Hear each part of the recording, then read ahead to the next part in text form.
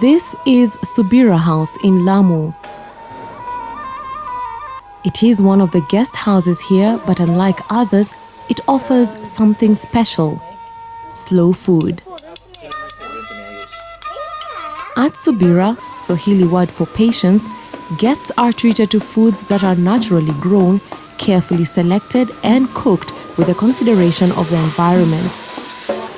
We don't want to import from, try not even to import from Mombasa, because there's so much growing here now.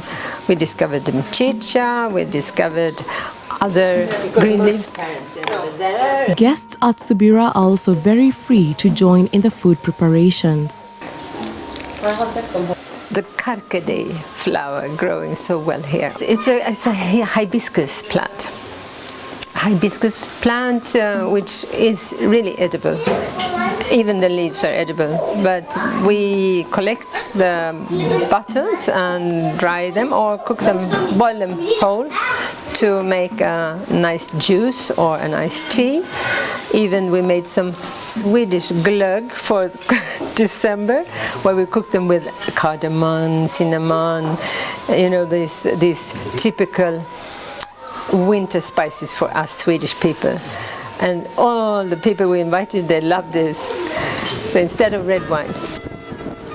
This is a place where one literally throws away the clock after docking at the harbour. It is a living history because life here has not changed much for the last 700 years.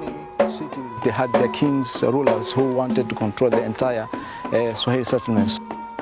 Once a Swahili city-state, Lamu is regarded as one of the heritage sites in the world after it was realized that it has successfully maintained its structures with a unique Swahili heritage associated with religious practices. These qualities fit quite well with the slow food concept that has its roots in Italy.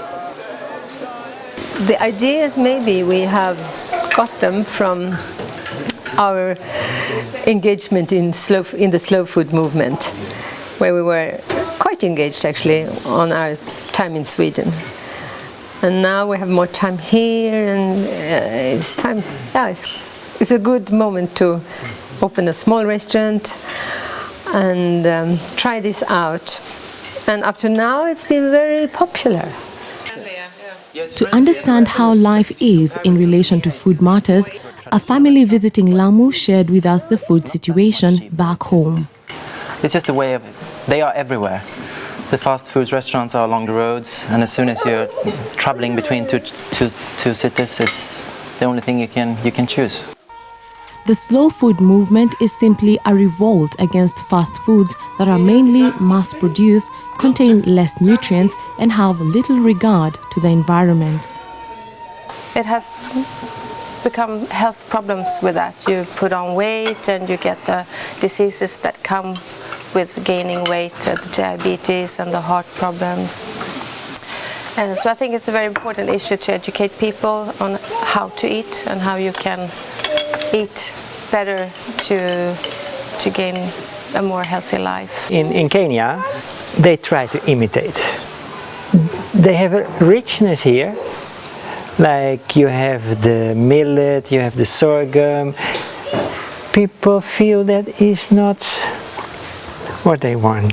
It is not what the what they think, what the Western people are eating. So all this knowledge, which is there in your grandmother's head, is slowly disappearing, and that's what I feel. You want to grab everything which is coming from the West. You want to have a nice shirt and you want to have a tie, which I think in the West a lot of people think is crazy because it is not nice, you know, and you want to have a nice car like we have in the West. You don't have the roads. There's so many things which are much better here if you could accept it.